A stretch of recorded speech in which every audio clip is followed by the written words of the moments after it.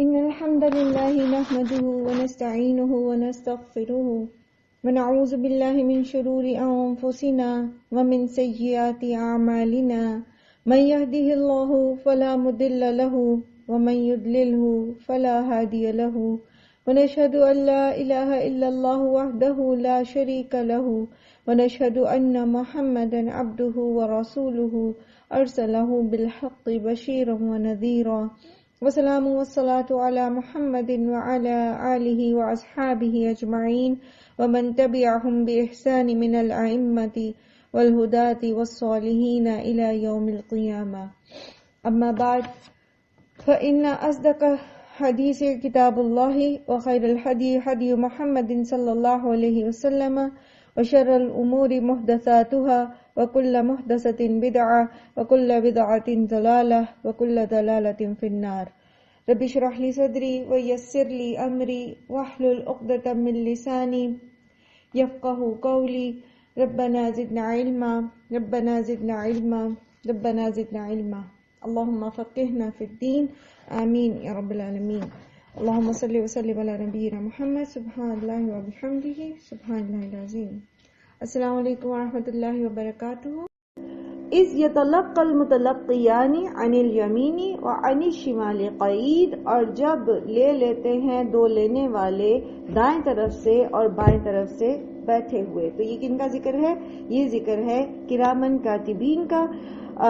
اللہ سبحانہ و تعالی نے ہماری ریکارڈ کی مینٹیننس کے لیے ایسا انتظام کر رکھا ہے کہ جو بھی ہم نیکی کریں گے، جو بھی ہم برائی کریں گے، تو وہ ڈیفرنٹ طریقے سے ریکارڈ ہوگی. ٹھیک ہے، خود اللہ سبحانہ و تعالیٰ دیکھ رہے ہیں، اللہ سبحانہ و تعالیٰ سن رہے ہیں، اللہ سبحانہ و تعالیٰ اس پر الشہید ہیں. ٹھیک ہے، خود گواہ ہیں. سیکنڈلی کرامن کاتبین، جیسے ایک اور جگہ آتا ہے نا وَإِنَّ عَلَيْكُمْ لَحَافِظِينَ کرامن کاتبین. یہ کون ہے؟ یہ دائیں بائیں آپ کے جو دو فرشتے ہیں، ایک نیکیوں کا اور ایک برے اعمال لکھنے والا. تو یہ ریٹن فارم میں واللہ عالم کی وہ فارم کس طرح کی ہوگی، وہ لکھائی، وہ دستاویزات کیسی ہوں گی، لیکن فی زمانہ ہم جانتے ہیں کہ ریکارڈنگ آڈیو ویڈیو اور ڈاکومنٹیشن اور پھر چھوٹی چھوٹی سی جو آپ کی ڈیوائسز ہوتی ہیں جسے آپ میموری کارڈ کہتے ہیں، تو وہ چھوٹے سے میموری کارڈ میں کتنے زیادہ جی بی کا ڈیٹا جو ہے وہ اکٹھا کیا جاتا ہے، جمع کر دیا جاتا ہے. جیسے قرآن کریم میں آتا ہے نا وَكُلُّ إِنسَانٍ أَلْزَمْنَاهُ طَائِرَهُ فِي عُنُقِهِ وَنُخْرِجُ لَهُ يَوْمَ الْقِيَامَةِ كِتَابًا يَلْقَاهُ مَنشُورًا. سورہ بنی اسرائیل آیت نمبر 13 میں آپ نے اس کو پڑھا کہ ہر انسان کی شامت اعمال جو ہے ہم نے اس کے گلے میں لگا دی ہے، اور قیامت کے دن اس کے سامنے نامہ اعمال کی کتاب ڈال دیں گے جسے وہ کھلی ہوئی پائے گا. تو ہم سوچتے ہیں کہ ایک انسان جو ہے اس کے ساری زندگی کے اعمال جو ہیں اگر وہ ریٹن فارم میں ہو تو وہ کتنی بڑی کتاب ہو جائے گی. لیکن آج کے دور میں آپ دیکھ سکتے ہیں کہ گلے میں لٹکایا جا سکتا ہے ایک چھوٹا سا میموری کارڈ جو تھا، جس کے اندر جو ہے وہ کتنے جی بی کا ڈیٹا جو ہے وہ اکٹھا ہو جاتا ہے. سبحان اللہ. تو آج کے دور میں تو ان چیزوں پر ان کو سمجھنا اور ان کو ماننا اور بھی زیادہ آسان ہو گیا، لیکن اتنا ہی زیادہ ہم لوگ دین سے اور دین کی فکر سے جو ہے وہ دور ہوتے جا رہے ہیں. سیکنڈلی یہ کہ فرشتے ہمارے ساتھ موجود ہیں، اور فرشتے جو ہیں جیسا کہ ہم جانتے ہیں پہلے دور میں تو انسان یہ کہتا تھا جو چیز مجھے نظر نہیں آتی وہ اس کا انکار کر دیتا تھا، لیکن اب آپ جانتے ہیں کہ انسان جو ہے وہ ایک خاص ویو لینتھ کی جو لائٹ ہوتی ہے اس کو دیکھ سکتا ہے. جو وائٹ لائٹ کا جو بینڈ ہے اس کے بیچ میں جو لائٹ کے کلرز ہیں وہ اس کو آئیڈینٹیفائی کر سکتا ہے. جو اس سے اوپر ہے جو الٹرا وائلٹ یا انفرا ریڈ ہے ان ریز کو وہ نہیں دیکھ سکتا. ٹھیک ہے، اسی طرح آپ دیکھتے ہیں ایکس ریز کو انسان نہیں دیکھ سکتا، پھر اسی طرح الفا بیٹا گاما ریز کو انسان نہیں دیکھ سکتا، لیکن اس کا یہ مطلب نہیں ہے کہ وہ موجود نہیں ہے. اسی طرح فرشتے جس میٹر کے بنے ہوئے ہیں، جیسا کہ ہمیں پتا ہے کہ وہ نور سے بنے ہیں، لائٹ سے بنے ہیں، روشنی کی وہ نوعیت جو ہے وہ ہم انسان کی آنکھ جو ہے وہ اس کو دیکھ نہیں سکتی. تو اس کا یہ مطلب نہیں ہے کہ وہ موجود نہیں ہے، وہ موجود ہیں اور ہمارے ساتھ ہوتے ہیں. اسی طرح جنات جو ہیں ان کو ہم دیکھ نہیں سکتے لیکن وہ موجود ہیں. ٹھیک ہے، شیاطین جو ہیں وہ موجود ہیں، اچھے اور برے جنات ہر طرح کے ہوتے ہیں، لیکن ہر ایک کے ساتھ ایک شیطان اس کے ساتھ موجود ہوتا ہے. تو اگر ہم اسے دیکھ نہیں پاتے اس کا یہ مطلب نہیں کہ وہ موجود نہیں ہے. سیکنڈلی یہ کہ جب وہ موجود ہیں تو پھر وہ اپنا کام بھی بہترین طریقے سے کر رہے ہیں. ما یلفظ من قول الا لدیہ رقیب عتید، نہیں وہ بولتا کوئی بات مگر یہ کہ اس کے پاس ہے ایک محافظ تیار، ایک نگران. رقیب نگران، جو ہر وقت اس کو واچ کر رہا ہے، فوراً تیار. جیسے ہی کوئی وہ منہ سے بات نکالتا ہے، کوئی لفظ نکالتا ہے تو وہ فوراً کی فوراً جو ہے وہ نوٹ ہو جاتی ہے. مسند احمد کی ایک روایت پہلے بھی میں نے آپ کے ساتھ شیئر کی کہ انسان ایک کلمہ اللہ کی رضامندی کا کہتا ہے جسے وہ کوئی بہت بڑا اجر نہیں جانتا، لیکن اللہ تعالیٰ اس کی وجہ سے اپنی رضامندی اس کے لیے قیامت تک لکھ دیتے ہیں. اور کوئی بات وہ برائی کی یا اللہ کی ناراضگی کی اسی بے پرواہی سے کہہ جاتا ہے، مگر یہ کہ اللہ تعالیٰ اس کے لیے قیامت تک کی ناراضگی لکھ دیتے ہیں. تو جو بھی چھوٹی سے چھوٹی بات، چھوٹے سے چھوٹا جیسچر اور چھوٹی سے چھوٹی معمولی جو ہے وہ حرکت ہمارے جسم کی، ہماری آنکھوں کی، ہماری زبان کی، کوئی بھی چیز جو ہے، کوئی خیال جو ہمارے دماغ میں گزرتا ہے، ہر چیز جو ہے وہ لکھی جاتی ہے، ہر چیز جو ہے وہ نوٹ کر دی جاتی ہے. اور اس میں مختلف اقوال موجود ہیں، حدیث نہیں لیکن اقوال ہیں جن میں سے یہ پتہ چلتا ہے کہ دائیں طرف جو فرشتہ ہے وہ نیکیاں لکھتا ہے اور بائیں طرف کا فرشتہ جو ہے وہ برائیاں، انسان کے برے اعمال جو ہے وہ لکھتا ہے. وجاءت سکرۃ الموت بالحق، اور آ گئی بے ہوشی موت کی حق کے ساتھ. ذالک ما کنت منہ تحید، اور یہ تھا وہ جس سے تو بھاگتا تھا.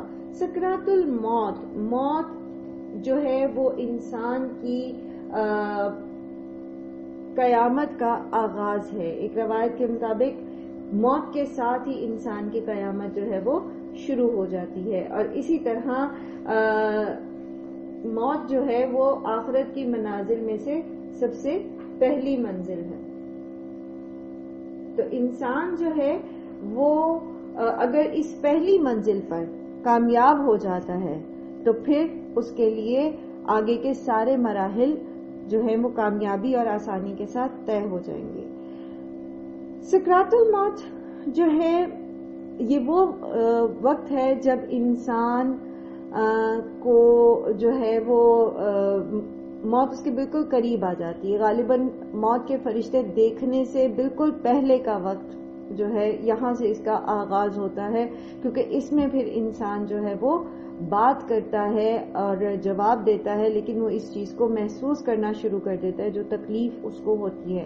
حضرت ابوبکر صدیق کے اوپر جب سکرات الموت کا وقت آیا تو حضرت عائشہ رضی اللہ عنہا ان کے پاس بیٹھی تھیں اور وہ کہتی ہیں کہ میں اپنے والد کے آخری وقت میں ان کے سرحانے بیٹھی تھی تو ان پر غشی طاری ہوئی تو میں نے یہ مصرع پڑھا، من لا یزال دمعہ مقنعا فإنہ لا بدیعۃ مدفوق، یعنی جس کے آنسو ٹھہرے ہوئے ہیں وہ بھی ایک مرتبہ ٹپک پڑیں گے. یعنی موت کا جو دکھ تھا انہیں تو اس پر وہ اپنی صبر کی کیفیت بیان کریں گی کہ اس وقت جو ہے جتنا بھی صبر کیا جا رہا ہے ایک وقت آئے گا کہ یہ جو روکے ہوئے ہیں آنسو یہ بھی ٹپک جائیں گے. تو اس پر حضرت ابوبکر صدیق نے سر اٹھایا رضی اللہ عنہ اور کہا کہ پیاری بیٹی یوں نہ کہو بلکہ ایسے کہو جیسے اللہ نے فرمایا، وجاءت سکرۃ الموت بالحق.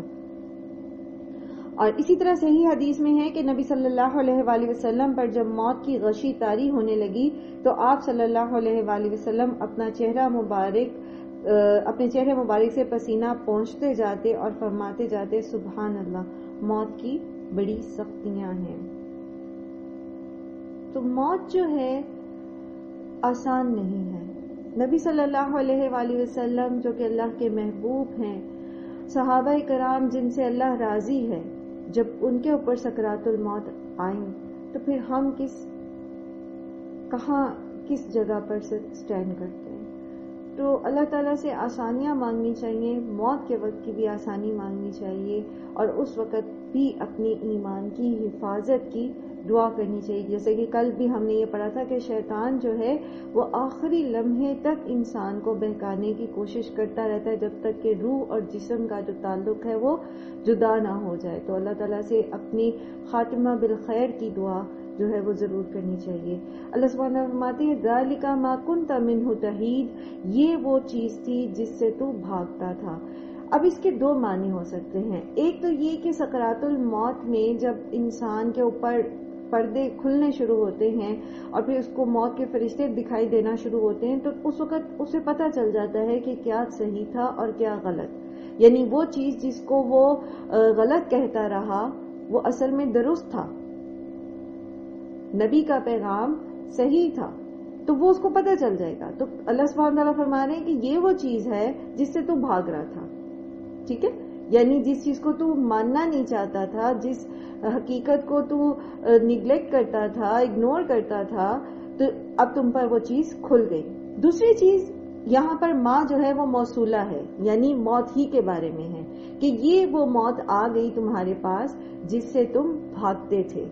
موت سے انسان کیسے بھاگتا ہے، اس کی مثال نبی صلی اللہ علیہ وآلہ وسلم نے دی کہ کس طرح انسان موت سے بھاگتا ہے اور کس طرح موت اس کو پکڑ لیتی ہے. آپ صلی اللہ علیہ وآلہ وسلم نے فرمایا کہ اس شخص کی مثال جو موت سے بھاگتا ہے اس لومڑی جیسی ہے جس سے زمین اپنا قرض طلب کرتی ہے.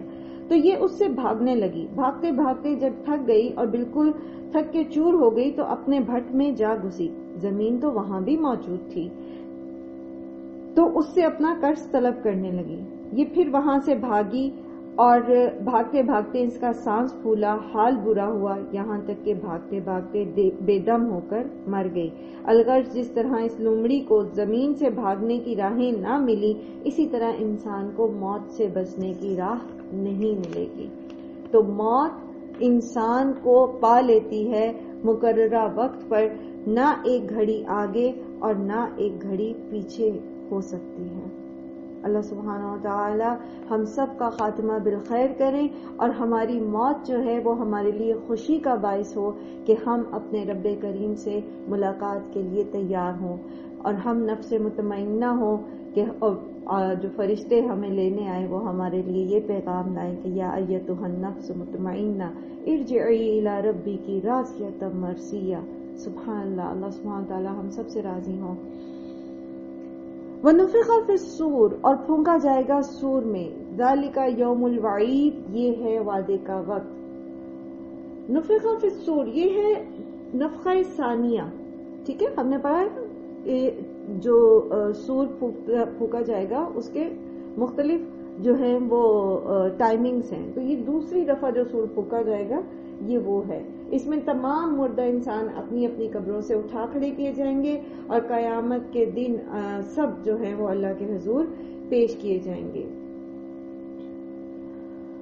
وَجَاءَتْ كُلُّ نَفْسٍ مَعَهَا سَائِقٌ وَشَهِيدٌ، اور ہر نفس اس دن اس کے ساتھ ہوگا ایک ہانکنے والا اور ایک گواہی دینے والا.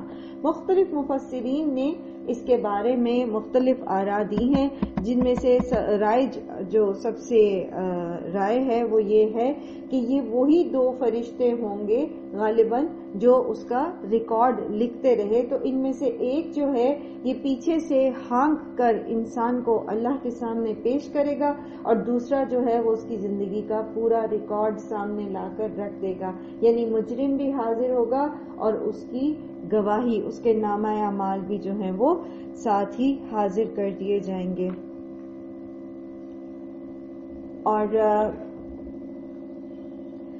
اس کو پڑھتے ہوئے میرے ذہن میں عدالت کی کارروائی آ رہی تھی کہ کس طرح مجرم کو ہتھکڑی لگائی جاتی ہے اور اس کے ساتھ ایک وکیل ہوتا ہے اور اس کے ساتھ سپاہی ہوتے ہیں جو اس کو کھینچ کر لے جاتے ہیں جج کے سامنے، اور پھر اس کا پورا نامہ اعمال جو اس کا کیس کی پوری فائل ہوتی ہے وہ اس کے سامنے رکھ دی جاتی ہے. تو اس وقت آپ جو صرف دیکھ رہے ہوں ایسے سین کو تو آپ کے اوپر کیسی ایک ہیبت سی طاری ہوتی ہے کہ اب اس کا کیا فیصلہ ہوگا، اور اس مجرم کا اپنے دل کا کیا حال ہوتا ہوگا جس کے بارے میں ایک منصف عدالت کے سامنے ریکارڈ پیش کیا جائے گا. تو یہ تو دنیا کی عدالتیں ہیں، لوگ دھوکہ بھی دے لیتے ہیں، جھوٹ بھی بول لیتے ہیں، گواہی بدل لیتے ہیں، لیکن اللہ سبحانہ و تعالیٰ کی عدالت جہاں پر کہیں پر بھی کسی پر ایک رائی کے برابر بھی ظلم نہیں ہوگا، اور ایک رائی کے دانے برابر بھی کوئی اپنے اعمال کو، نیکی یا برائی کو آگے پیچھے نہیں کر سکے گا.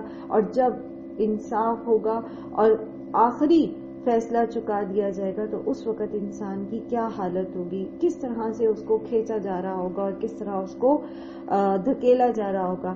تو یہ ہے مجرم کا معاملہ کہ اس کو ایک ہانکنے والا ہانک کے لے کے جا رہا ہوگا اور ایک اس کے نامہ اعمال جو ہے وہ پیش کیے جا رہے ہیں. تو جو نیک لوگ ہوں گے ان کے ساتھ معاملہ کیسا ہوگا؟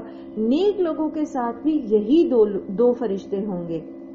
لیکن ہم نے پڑھا پیچھے قرآن میں کہ جب اللہ کے نیک بندے کو قبر سے اٹھایا جائے گا تو فرشتے اس کو کیا کہیں گے کہ غم نہ کرو، دنیا میں بھی ہم تمہارے ساتھ تھے، یہاں بھی ہم تمہارے ساتھ ہیں. اب ہمیں یہ دیکھنا ہے کہ ہم کیسی دوستیاں کر رہے ہیں، ہمارے سائق اور ہمارے شہید کیسے ہوں گے، وہ کس طرح کے معاملات ہمارے ساتھ کرنے والے ہوں گے. ہمیں آنریبلی پروٹوکول کے ساتھ قبر سے اٹھایا جائے گا، ہمارے ساتھ ہمارا دوست فرشتہ ہوگا، یا نعوذ باللہ ثم نعوذ باللہ، اللہ سبحانہ و تعالی ہم سب کو برے انجام سے اپنی پناہ میں رکھے کہ ہمارے ساتھ ایک سائق جو ہانکنے والا ہے. اور ہانکا کیسے جاتا ہے؟ جانور کو ہانکا جاتا ہے نا، کہاں سے ہانکا جاتا ہے؟ پیچھے سے مار کے دھکیلا جاتا ہے اس کو. تو وہ کتنا ڈسگسٹنگ ہوگا، کتنا ذلت والا منظر ہوگا. اور اس دن آپ یہ دیکھیے کہ دنیا میں ہم لوگوں سے کتنا اپنی برائیوں کو چھپا کے رکھتے ہیں. لقد كنت في غفلة من هذا، اور البتہ تحقیق تھا تو غفلت میں اس سے. فكشفنا عنك غطاءك فبصرك اليوم حديد، تو ہٹا دیا ہم نے تجھ سے پردہ تیرا، تو تیری نگاہ آج بہت تیز ہے. آخرت میں وہ شخص جو دنیا میں انکار کرتا تھا قیامت کا، موت کے بعد کی زندگی کا، اس کو یہ کہا جا رہا ہے کہ تو دنیا کی زندگی میں غفلت میں پڑا ہوا تھا اس دن کی ملاقات سے. اچھا، اب یہاں پر بات صرف یہ نہیں ہے کہ انکار کیا ہو، بات دراصل یہ ہے کہ غفلت میں پڑا ہوا تھا. ہم آخرت سے غفلت میں کس طرح پڑ جاتے ہیں بتائیں گے؟ آپ میں سے کوئی شیئر کرے گا؟ ہم بہت دفعہ یہ موضوع پڑھ چکے ہیں. وہ لوگ جو ہے نا وہ خیال کرتے ہیں کہ دنیا میں کامیاب ہیں تو وہ کامیاب ہیں، وہ اسی دنیا کی دوڑ دھوپ میں لگے رہتے ہیں. بالکل، دنیا کی کامیابی کے سامنے ہم آخرت کو پسے پشت ڈال دیتے ہیں نا. اور ہمارے جو ٹارگٹس ہوتے ہیں وہ دنیاوی ہوتے ہیں. ہم اپنے بچوں کی تربیت بھی اس نہج پہ کر رہے ہوتے ہیں کہ دنیا میں وہ ایکسل کر جائیں، رائٹ. اور اپنے لیے بھی ہم نے عام جو لوگ ہیں، قرآن پڑھنے والے لوگوں کی سوچ مختلف ہوتی ہے، قرآن سمجھنے والے لوگوں کے جو افعال ہیں وہ مختلف ہوتے ہیں، لیکن ایک عام مسلمان بھی جو ہے وہ ہم دیکھتے ہیں کہ عبادات کو اور دین کے علم سیکھنے سکھانے کو یا دیگر معاملات کو اخیر عمر کے لیے چھوڑے ہوئے ہوتا ہے. ٹھیک ہے، وہ کہتا ہے کہ یہ انرجی جو ہے میری، اس میں کما لوں، میں اکٹھا کر لوں اپنے لیے، اور پھر جب بوڑھا ہو جاؤں گا تو حج کروں گا، عمرہ کروں گا، عبادات کروں گا، نمازیں پڑھوں گا جب میں فارغ ہو جاؤں گا. ٹھیک، تو یہ کیا ہے؟ بیسیکلی یہ آخرت سے غفلت ہے، موت سے غفلت ہے. ہم خود دیکھتے ہیں اپنی آنکھوں سے، جیسے ابھی بھی میں نے آپ سے ذکر کیا ہے کہ ٹین ایجر بچی اور کینسر کے ساتھ ان کی ڈیتھ ہو گئی. کیا پتا ہوتا ہے؟ کچھ پتا ہوتا ہے انسان کو کہ کہاں کب کیسے موت آ جائے گی. بھی ایک جو کوئی سینئر جرنلسٹ ہیں، ان کو جو کینیا میں جو گولی لگی ہے غالباً ان کی ڈیتھ ہوئی، کیا وہ گاڑی میں جس وقت بیٹھے تھے کیا ان کو پتا تھا کہ اب انہوں نے واپس نہیں آنا؟ کتنے روڈ ایکسیڈنٹس ہم دیکھتے ہیں. تو ہم غفلت میں پڑے رہتے ہیں اپنی موت سے، اور ہم سمجھتے ہیں کہ موت کہیں دور پڑ گئی. ٹھیک ہے، موت ٹھیک ہے، مرنا ہے، سب کو پتا ہے مرنا ہے، لیکن ہم میں سے کوئی بھی یہ ریئلائز نہیں کرتا کہ یہ موت ہمیں بھی آ سکتی ہے. یہ جو روڈ ایکسیڈنٹ کی جو ہے وہ خبر ہم نے پڑھی ہے، یہ ہمارا بھی ہو سکتا تھا. یہ جو سڈن ایک ہارٹ اٹیک کی خبر کسی کی سنی ہے، ہم نے ہارٹ اریسٹ کی خبر سنی ہے، یہ ہم بھی ہو سکتے تھے. ہم کبھی اس چیز کو اس طرح نہیں لیتے نا. حالانکہ یہ تو ہم سب کو پتہ ہے کہ موت آنی ہے. جو کوئی بھی ایمان رکھتا ہے یا نہیں رکھتا، مرتے تو سبھی ہیں.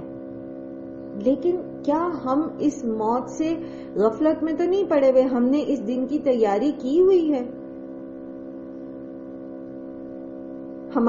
ہمیں جب موت کے فرشتے لینے آئیں گے تو وہ کون سے فرشتے ہوں گے؟ کیا ہم اس چیز کے لیے تیار ہیں، یا ہم نے بھی اس کو اخیر عمر کے لیے ڈالا ہے؟ یہ ہے اصل میں غفلت. ٹھیک ہے، صرف غفلت یہ نہیں ہوتی کہ انسان انکار ہی کر دے. تو اللہ تعالیٰ فرماتے ہیں فَكَشَفْنَا عَنْكَ غِطَاءَكَ، آج ہم نے تیرا پردہ جو ہے وہ کھول دیا. فَبَصَرُكَ الْيَوْمَ حَدِيدٌ، تو آج تیری آنکھیں بہت تیز ہو گئی، اب ساری حقیقت تیرے سامنے کھل کے آ گئی.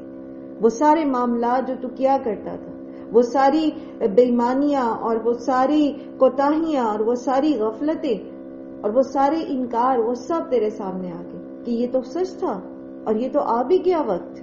وہ جیسے موت کا وقت آتا ہے نا، تو پیچھے بھی آپ نے پڑھا نا کہ جب موت کے فرشتے اس کے پاس آئیں گے تو وہ کیا کہے گا؟ رب ارجعون، اللہ پاک مجھے ایک دفعہ واپس بھیج دے، ابھی تو میں نے یہ بھی کام کرنا تھا، ابھی تو میں نے وہ بھی کام کرنا تھا، ابھی تو میں نے یہ نیکی کرنی تھی، میں نے وہ صدقہ کرنا تھا. وہ ایک روایت ہے نا کہ اگر انسان کو صدقے کا اجر پتہ چل لے تو سب سے بڑی حسرت جو اس کے اندر ہوگی موت کے وقت وہ یہی ہوگی کہ میں نے صدقہ کیوں نہیں کیا. مفہوم ہے ایک روایت کا. تو موت تو اچانک آ جانی ہے.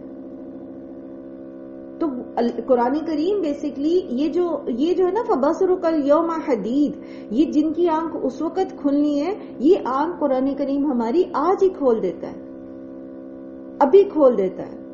جس طرح تفصیل سے، جس طرح ڈیپتھ کے ساتھ آپ قرآن پہ غور و فکر کرتے ہیں، آپ دیکھتے ہیں کہ قیامت کے یہ مناظر گویا آپ اپنی آنکھوں سے دیکھ رہے ہیں. ایسے ہی ہے نا؟ پھر آپ کا ایمان پختہ ہوتا ہے، آپ کا بلیف پختہ ہوتا ہے، آپ کی جو پریفرنسز ہیں وہ بدل جاتی ہیں، آپ کی انٹینشنز چینج ہو جاتی ہیں، آپ کی لائف کی پلاننگ بدل جاتی ہے. ایسے ہی ہے نا؟ تو کتنا زبردست اللہ سبحانہ و تعالیٰ نے ہمیں دنیا میں موقع دے دیا، اور سبحان اللہ، اللہ کا فضل ہے ہم پر کہ ہم مسلمان پیدا ہوئے اور ہمارے ہاتھوں میں، ہمارے گھروں میں قرآن موجود ہے. اور پھر یہ کہ سبحان اللہ، اللہ تعالیٰ نے ہمیں موقع دیا کہ ہم اس کو سمجھ کے پڑھ سکتے ہیں، ہم اس کے پیغام کو آگے پھیلا سکتے ہیں. تو یہ جو اس دن آنکھیں کھلنی ہے، بہتر ہے کہ اس دنیا میں ہی کھل جائیں تاکہ ہمارا انجام جو ہے وہ اچھا ہو.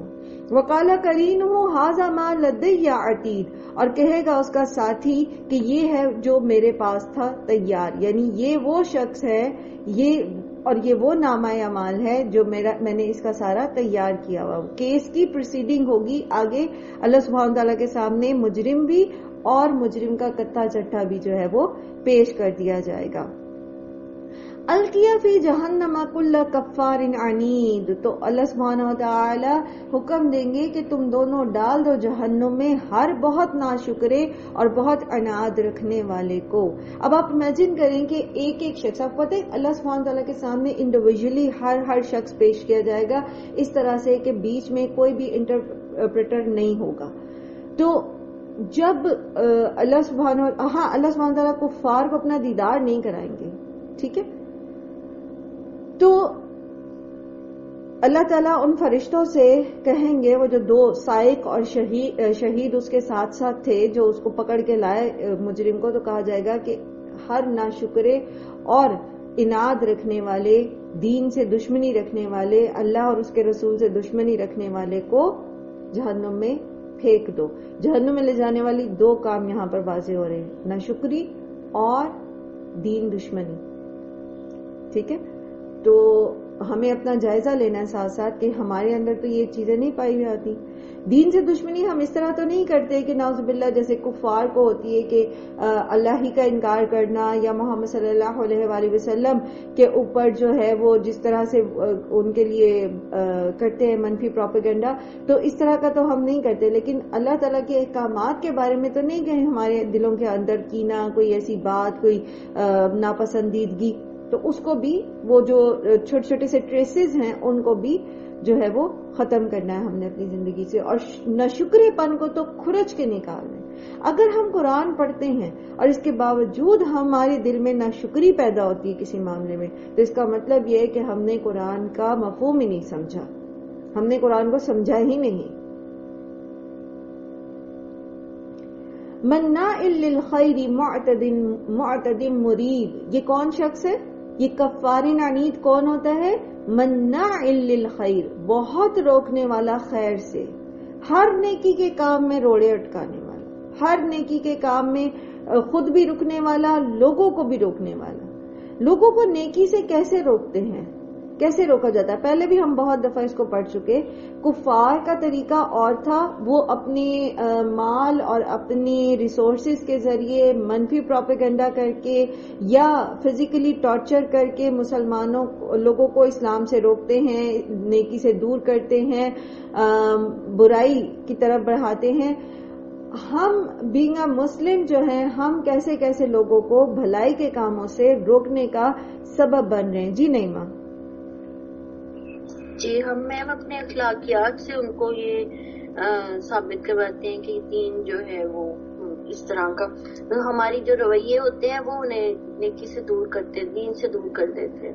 جب ہم دین پڑھنے والے ہوتے ہیں، جب ہم قرآن پڑھنے والے لوگ ہوتے ہیں، تو پھر ہماری جو بد اخلاقیاں ہیں وہ لوگوں کو دین سے دور کر دیتی ہیں۔ وہ سمجھتے ہیں، وہ کہتے ہیں کہ اچھا دیکھیں ہم نے بہت قرآن پڑھنے والے، اور اگر آپ قرآن پڑھتے ہیں اور آپ جھوٹ بولتے ہیں، اگر آپ قرآن پڑھتے ہیں اور نعوذ باللہ کوئی بے حیائی کا کام کرتے ہیں، اگر ہم قرآن پڑھتے ہیں اور ہم امانت میں خیانت کرتے ہیں، اگر ہم قرآن پڑھتے ہیں تو ہماری زبان سے جو ہے وہ برے کلمات نکلتے ہیں، اگر ہم قرآن پڑھتے ہیں اور ہم لوگوں کو زج کرنے والے ہوتے ہیں، ہم لوگوں پہ ٹونٹ کرتے ہیں، ہم ان کی غیبت کرتے، تو اس کا مطلب کیا ہے کہ اب ہم لوگوں کو قرآن سے دور کرنے والے بن جائیں گے۔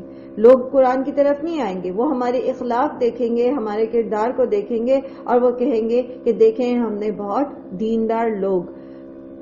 آپ نے دیکھا ہوگا کہ بہت سارے ایسے لوگوں کے اس طرح کے کاموں سے لوگوں نے مولوی اور پردے اور اس طرح کے الفاظ کو باقاعدہ جو ہے وہ نیگیٹو سینس میں لینا شروع کر دیا، کیونکہ کچھ لوگوں کے ایسے افعال کی وجہ سے پورے کا پورا جو دین ہے وہ بدنام ہوتا ہے۔ پھر آپ یہ دیکھیں کہ بہت سارے لوگ جو دین میں نہیں ہوتے وہ بھی لوگوں کو بھلائی سے روکتے، کس طرح سے؟ مثال جی چلے میں آپ کو ایک ہنٹ دیتی ہوں۔ مسائل کا جب وہ بتانے لگتے ہیں نا تو اتنا ایکسٹریم پہ لے جاتے ہیں کہ عام جو بندہ ہے نا اس کے لیے اس پہ عمل کرنا مشکل ہو جاتا ہے۔ فرض کرو اب اگر کوئی نماز پڑھنے لگا ہے تو اس کو کہیں گے وضو کیا، پراپر کیا، تمہارے اوپر ذرا سا چھینٹا پڑ گیا تھا، اب پورے کپڑے بدلو، پھر وضو کرنا اور پھر نماز پڑھنا۔ وہ کہتے ہیں اتنی مصیبت بہتر ہے کہ نماز ہی نہ پڑھو۔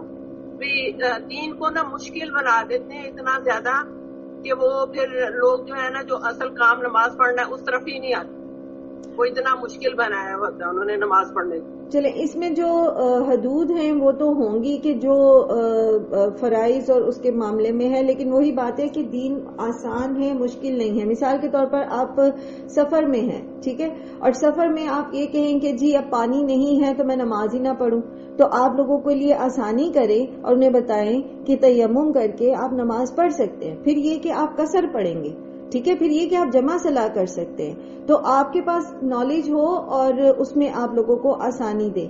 میں آپ کو مثال یہ دے رہی تھی کہ لوگ کس طرح سے لوگوں کو خیر سے روکتے ہیں۔ خیر سے مثال کے طور پر ایک شخص جس کو یہ پتا چل گیا کہ سود جو ہے وہ حرام ہے، ٹھیک ہے، اور حرام کی بھی بدترین قسم جو ہے سود ہے، کیونکہ نبی صلی اللہ علیہ وسلم نے فرمایا نا کہ ہر چیز کے کچھ درجات ہوتے، سود کے 70 درجے ہیں، جن میں سے سب سے نچلا، سب سے کمتر درجہ ماں کے ساتھ نکاح کرنا ہے، نعوذ باللہ سود، ٹھیک ہے، تو اس قدر بدترین یہ گناہ ہے، تو کسی کو پتہ لگ جاتا ہے جبکہ سود جو ہے وہ حرام ہے۔ اب کیا ہوگا، جو ارد گرد کے لوگ جو دیگر احباب ہوں گے وہ کیا کریں گے، تم اگر یہ نہیں لوگے انٹرسٹ فکس ڈپازٹ میں سے نکال دو گے، پھر تم کیسے سروائیو کرو گے؟ پھر تم کیسے، تمہیں ایک منتھلی تمہارا کام کیسے چلے گا؟ اور ابھی بچوں کو پڑھ لینے دو، ان کی فیسیں جانے دو، وہ ہو جائے گا تو پھر چھوڑ دینا، ابھی تو تمہارے پاس یہ ابھی تو وہ ہے.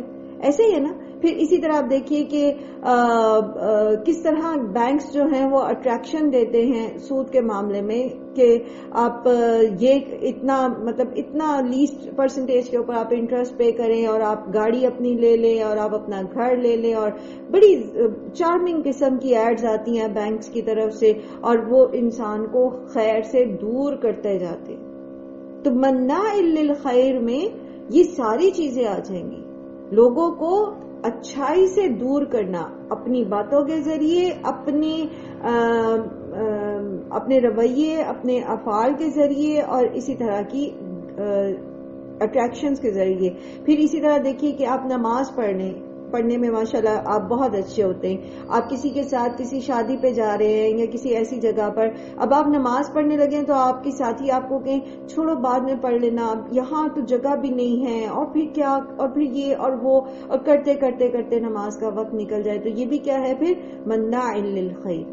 ٹھیک ہے، کسی بھی لیول پر نیکی سے روکنا. ایک تو خود انسان نیکی نہ کرے، اور اوپر سے زیادہ گڑبڑ وہ کیا کرے کہ دوسروں کو بھی بھلائی سے روکے. پھر ہے معتدن، حد سے نکلنے والے، حدیں توڑنے والے، گناہ پر رکتے نہیں بلکہ حدیں توڑتے ہوئے آگے سے آگے چلتے چلے جاتے ہیں. اب آپ ایک بے حیائی کو لے لیجئے. نبی صلی اللہ علیہ وسلم نے فرمایا کہ حیا جو ہے وہ ایمان کی 70 شاخیں ہیں، جن میں سے ایک حیا ہے، اور اگر جس میں حیا نہیں تو پھر وہ جو چاہے کرے. یعنی حیا جو ہے وہ انسان کو گناہ سے روکتی ہے. ٹھیک ہے، اس کو حیا آتی ہے، شرم آتی ہے اس بات سے کہ وہ کوئی غلط کام کرے. ٹھیک ہے، تو اگر کسی کے اندر حیا نہیں ہے تو اب وہ کیا کرے گا؟ وہ ہر معاملے میں حدیں توڑنے والا ہو جائے گا. حرام کھانے پہ آئے گا تو کچھ سمجھ نہیں ہے اس کو کہ اس نے کھانے پینے میں کیا چیز جو ہے وہ حلال ہے کیا حرام ہے، سورس آف انکم کون سا حلال ہے کون سا حرام ہے، اور وہ اپنی ان باتوں کو جسٹیفائی کر کے اپنے گناہوں پر مطمئن رہے گا. مریب، شک میں پڑے ہوئے. جہنم میں پھینکے جانے والے لوگوں کے کریکٹرسٹک بیان ہو رہے ہیں نا. کفار، عنید، مناع للخیر، معتد، مریب. مریب کون ہے؟ شک میں پڑا ہوا. شک میں کون پڑا ہوا ہے؟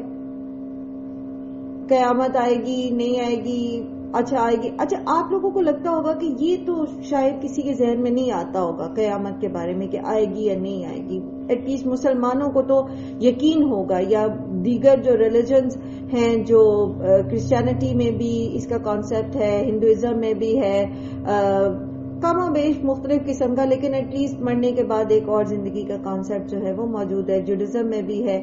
تو یہ تو لوگوں کو پتہ ہی ہوتا ہے. ٹھیک ہے، لیکن آپ ایک بات دیکھیے کہ یہاں بات انکار کی نہیں ہو رہی، بات شک کی ہو رہی ہے.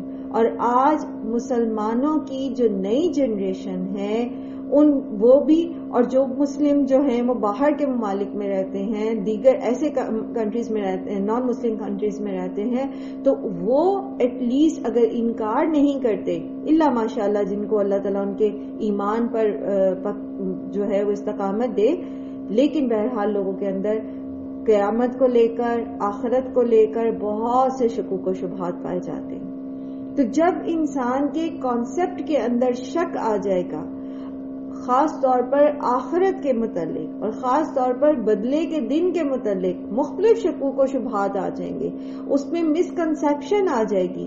کوئی کسی چیز کو لے کر، وسیلے کو لے کر اپنے آپ کو بری الذمہ سمجھے گا، کوئی کسی تعلق واسطے کو اپنے آپ لے کر اپنے لیے جنت کو واجب قرار دے گا، کوئی کسی کے لیے جہنم کو واجب قرار دے گا اور اپنا پلہ صاف کر لے گا. تو یہ ساری چیزیں بھی جو ہیں یہ مریب میں آ جاتی ہیں، شک میں ڈالنے والی.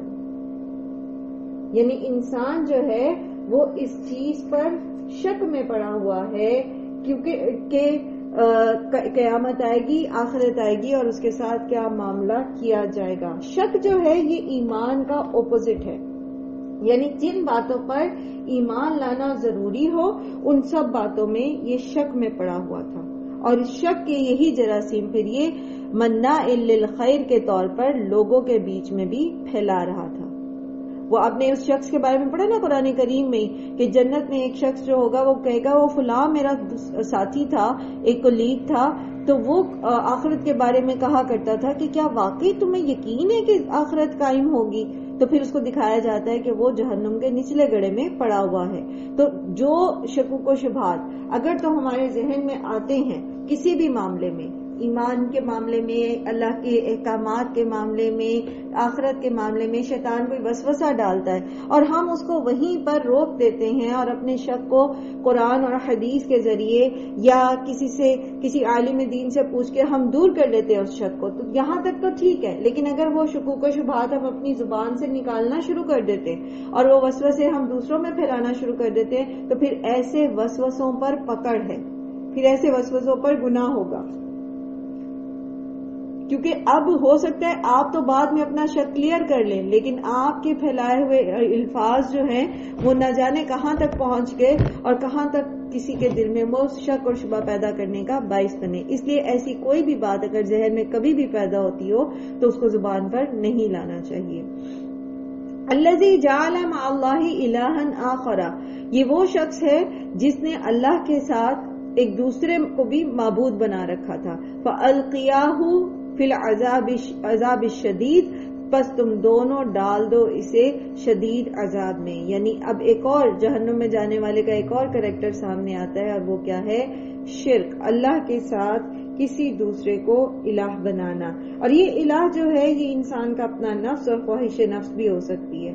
اور جن برائیوں کو اوپر ذکر آیا اب دیکھتے ہیں کہ ان میں سے اکثر ایسی ہیں جو لوگ خواہش نفس کے پیچھے لگ کر ہی کرتے ہیں، یعنی اور ان میں سے ہر برائی جو ہے وہ انسان کو جہنم کا حقدار بنا دیتی ہے۔ ناشکرا پن انسان کیوں کرتا ہے؟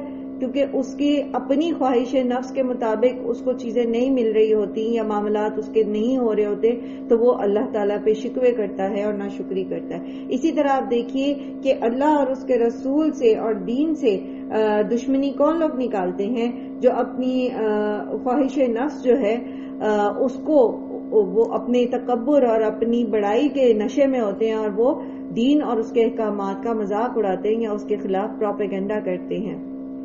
اسی طرح نیکیوں سے کون کسی کو کوئی کب روکتا ہے؟ یہ بھی خواہش نفس کی پیروی۔ حدیں کون توڑتا ہے؟ گناہوں میں حدیں کون توڑتا ہے؟ obviously اپنی خواہش نفس کو سیٹسفائی کرنے والے۔ تو یہاں پر جو الہن آخر کی بات ہو رہی ہے تو یہ انسان کا اپنا نفس بھی ہو سکتا ہے۔ اللہ سبحانہ تعالیٰ ہمیں پلک جھپکنے کے برابر بھی ہمارے نفسوں کے سپورٹ نہ کرے۔ اور بالخصوص جو شرک ہے، شرک جو ہے اس کے متعلق تو صراحت سے آ چکا ہے کہ اللہ تعالیٰ دوسرے تو گناہ جو ہے وہ جسے چاہے گا بخش دے گا، لیکن مشرک کے لیے کبھی مغفرت نہیں ہوگی۔ تو جو شرک جلی ہیں جو لوگ کرتے ہیں اللہ تعالیٰ کی ذات میں، اس کی صفات میں، اس کی ربوبیت الوہیت میں، وہ شرک جو ہے وہ کسی بھی لیول پر جو ہے معاف نہیں کیا جائے گا۔ تو اس کے لیے کیا ہے؟ عذاب شدید۔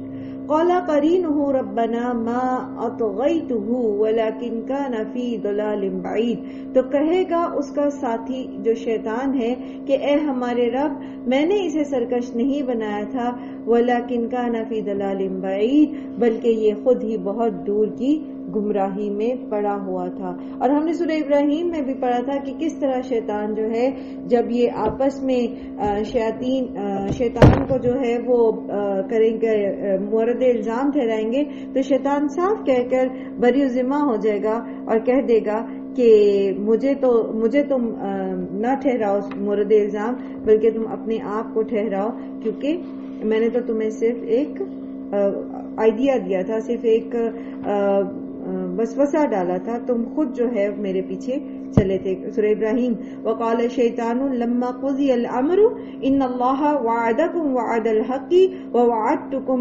فاخلفتکم وما کان لی علیکم من سلطان الا ان دعوتکم فاستجبتم لی فلا تلومونی ولوموا انفسکم ما انا بمصرخکم وما انتم بمصرخی انی کفرت بما اشرکتمونی من قبل. وہ تو اس چیز کا بھی انکار کر دے گا کہ تم نے جو ہے اس سے پہلے مجھے جو ہے وہ شریک بنایا ہوا تھا، یعنی تم میری تو عبادت نہیں کرتے تھے، تم میری تو بات نہیں مانتے تھے. تو وہاں پر وہ جہاں بندوں کے سامنے یہ بات کرے گا جن کو اس نے دنیا میں اپنے پیچھے لگایا ہوا تھا، جو دنیا میں آنکھیں بند کر کے شیطان کے پیچھے چل رہے تھے، تو خود اللہ سبحانہ تعالیٰ کے سامنے بھی جا کے ہر شخص کے ساتھ جو اس کا شیطان ساتھی ہے صاف صاف کہہ دے گا کہ یہ تو خود ہی دور کی گمراہی میں پڑا ہوا تھا، میں نے تو اس کو سرکش نہیں بنایا. یعنی اس کا مطلب کیا ہے؟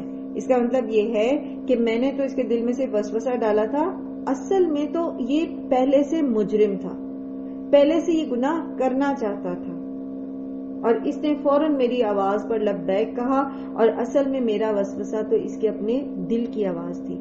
تھوڑا سا اس کو اگر ہم غور کریں اس چیز پر تو آپ دیکھیں کہ دن بھر میں ہمارے دل میں کتنے برے اور اچھے خیال آتے رہتے ہیں، ہے نا؟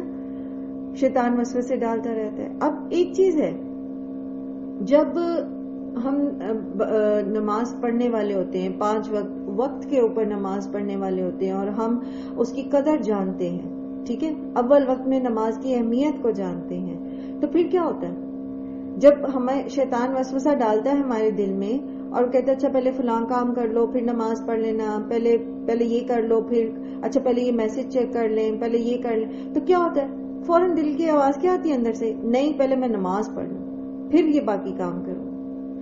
تو اس کا وسوسہ ہمارے اوپر کارآمد نہیں ہوتا، لیکن جہاں ہمارے اپنے دل کے اندر سستی ہوتی ہے، جہاں ہم خود جو ہیں وہ چاہتے ہیں اچھا ابھی اٹھتی ہوں ابھی پڑھتی ہوں، وہاں بھی شیطان وسوسہ ڈالتا ہے اچھا پہلے یہ ڈشز کر لو، اچھا پہلے ڈسٹنگ کر لو، اچھا پہلے یہ امی کو فون کر لو، پہلے یہ میسج چیک کر لو، اور کرتے کرتے کرتے نماز کا اول وقت جو ہے وہ نکل جاتا ہے.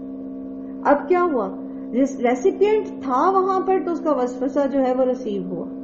جب ہمارا ضمیر اس کے وسوسے کو ریسیو نہیں کرنا چاہتا نا تو وہ نہیں کرتا. یعنی جیسے اس نے شیطان نے کہا نا سورہ ابراہیم کی آیت جیسے آپ نے پڑھی کہ تمہارے اوپر میرا کوئی زور نہیں تھا، تمہارے اوپر میرا کوئی زور نہیں تھا. شیطان ہمیں ہاتھ پکڑ کے نہیں بہکا سکتا، شیطان ہمیں زبردستی نہیں دھکیلتا. جب تک کہ ہمارے اپنے نفس میں گناہ کرنے کی طرف رغبت نہ ہو، غلط کام کرنے کی طرف رغبت نہ ہو، شیطان کو اتنی پاور نہیں ہے کہ وہ ہمیں زبردستی بہکا دے. ہاں، جہاں کمزوری ہمارے اپنے اندر پیدا ہونی شروع ہوتی ہے وہاں پر پھر اس کے وسوسے جو ہیں وہ کارآمد ہوتے ہیں، اور پھر جب ایک دفعہ انسان شیطان کا ہاتھ پکڑ لیتا ہے پھر وہ شیطان اس کا ہاتھ چھوڑتا نہیں ہے until unless کہ وہ بندہ جو ہے وہ خود کوشش کرے، اور کوشش کر کے وہ اپنا ہاتھ جھٹکا دے اس سے اور توبہ کر لے اور واپس اپنے رب کی طرف پلٹ آئے. قال لا تختصموا لدي وقد قدمت الیکم بالوعید.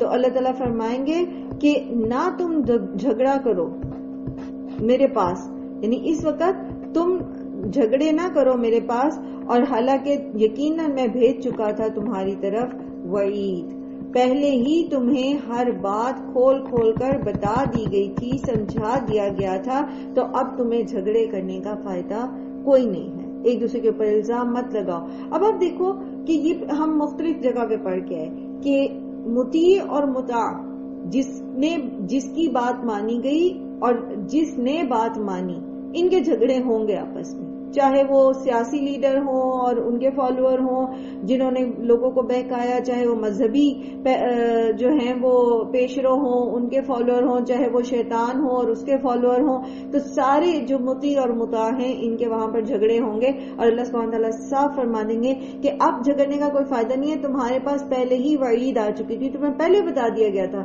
کہ یہ کام غلط ہے، جب تم یہ غلط کام کرو گے تو تمہیں اس کا انجام بھگتنا پڑے گا. اب وایا جو مرضی بنا ہو، ذریعہ جو مرضی بنا ہو. ما یبدل القول لدی وما انا بظلام للعبید. اور نہیں بدلی جاتی بات میرے پاس، اور نہیں ہوں میں کوئی بھی ظلم کرنے والا بندوں پر. تو اللہ سبحانہ و تعالیٰ تو بندوں پر ظلم نہیں کرتا، بندے خود اپنے اوپر ظلم کرتے ہیں جب وہ اتنے واضح اللہ سبحانہ و تعالیٰ کے احکامات، اس کی بشارتیں اور اس کی وعیدیں سامنے ہونے کے باوجود صحیح فیصلہ نہیں کرتے. اور یاد رکھیے انسان اپنا فیصلہ لینے میں، حق اور باطل کا رستہ چننے میں آزاد ہے.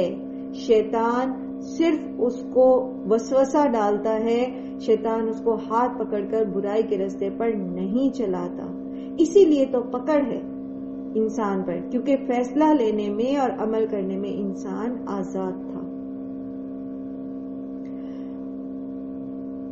یوم نقول لجہنم حل امتلت، اور جس دن ہم کہیں گے جہنم سے کیا بھر گئی تو، وتقول، اور وہ کہے گی حل من مزید، کیا کچھ مزید ہے.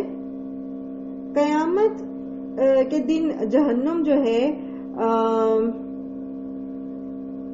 اگر زبان حال کی بجائے زبان قال سے بھی یہ کہے کہ کچھ مزید کچھ بھی کوئی ہے تو یہ بعید نہیں، کیونکہ اللہ سبحانہ و تعالی جس کو چاہیں گے قوت گویائی دیں گے. اور جہنم کے اس جواب سے دو باتیں معلوم ہوتی ہیں. ایک یہ کہ جہنم جو ہے وہ اس قدر بڑی اور وسیع ہوگی کہ تمام جو جہنم میں جانے والے ہیں جب ان کو جہنم میں پھینک دیا جائے گا تب بھی جگہ جو ہے وہ بچی رہے گی، خواہ یہ انسان جو ہیں یہ ان کا تعلق یہ جو جہنمی ہے ان کا تعلق انسانوں سے ہو یا پھر جنوں سے. اور یہی بات ہمیں ایک حدیث سے بھی پتہ چلتی ہے کہ حضرت انس رضی اللہ عنہ کہتے ہیں کہ آپ صلی اللہ علیہ وآلہ وسلم نے فرمایا دوزخی دوزخ میں ڈالے جائیں گے تو دوزخ یہی کہتی رہے گی کہ کچھ اور بھی ہے، کچھ اور بھی ہے، یہاں تک کہ اللہ تعالیٰ اپنا قدم اس پر رکھ دیں گے اور وہ کہے گی بس بس، یعنی اب میں بھر گئی. یعنی جہنم جو ہے اس کے اندر سارے جہنمیوں کے جانے کے باوجود بھی جو ہے وہ جگہ بچی رہے گی. اور دوسری اس کے جواب سے یہ بات پتہ چلتی ہے کہ جہنم اس دن اس قدر غیظ و غضب میں بھڑک رہی ہوگی کہ اللہ تعالیٰ کے اس سوال پر وہ جواب دے گی کہ جتنے مجھ میں داخل ہونے کے مستحق ہیں سب کو لے آؤ، آج میں کسی کو بھی نہیں چھوڑوں گی. وَأُزْلِفَتِ الْجَنَّةُ لِلْمُتَّقِينَ غَيْرَ بَعِيدٍ، اور قریب لائی جائے گی جنت متقی لوگوں کے لیے اور وہ کچھ دور نہ ہوگی.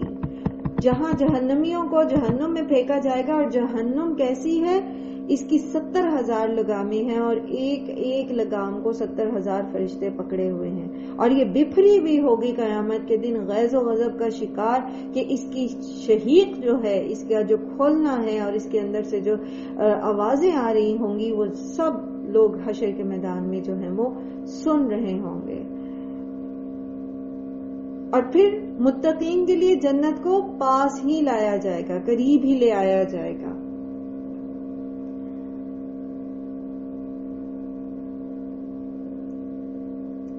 جن لوگوں کے لیے جنت کا فیصلہ ہو جائے گا تو وہ جنت میں داخل ہونے سے پہلے جو ہے وہ جنت کی جو نعمتیں ہیں، جنت کی جو خوبصورتی ہے وہ اس کو دیکھ لیں گے. یعنی ایک ہوتا ہے نا کہ آپ ایک تو اندر انٹر ہو گئے ہیں اور ایک آپ دور سے ہی اس کو دیکھنا شروع کر دیتے ہیں. جیسے جہنم کی آوازیں اور جہنم کے غیظ و غضب اور اس کی جو دھاڑنا ہے وہ دور سے ہی سنائی دے گا جہنمیوں کو، اس طرح جنتیوں کو جنت جو ہے وہ ایسے قریب ان کے پاس لائی جائے گی کہ وہ اس کے اندر سارے نظارے جو ہیں، اس کی جو خوبصورتی ہے وہ اس کو دیکھ لیں گے، اس کی جو خوشگوار، اس کی جو خوشبوئیں ہیں وہ محسوس کر سکیں گے.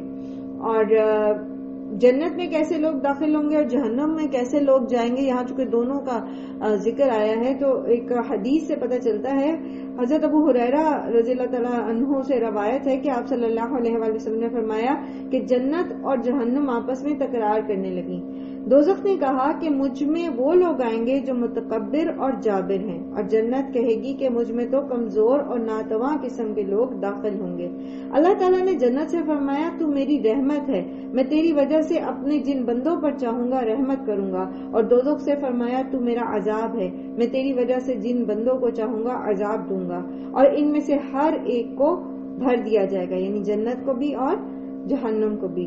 دوزخ تو کسی طرح نہیں بھرے گی یہاں تک کہ اللہ تعالیٰ اپنا قدم اس پر رکھ دیں گے, تب وہ کہے گی کہ بس بس, اور پھر وہ بھر کر سمٹ جائے گی, اور اللہ تعالیٰ اپنی کسی مخلوق پر ظلم نہیں کرے گا.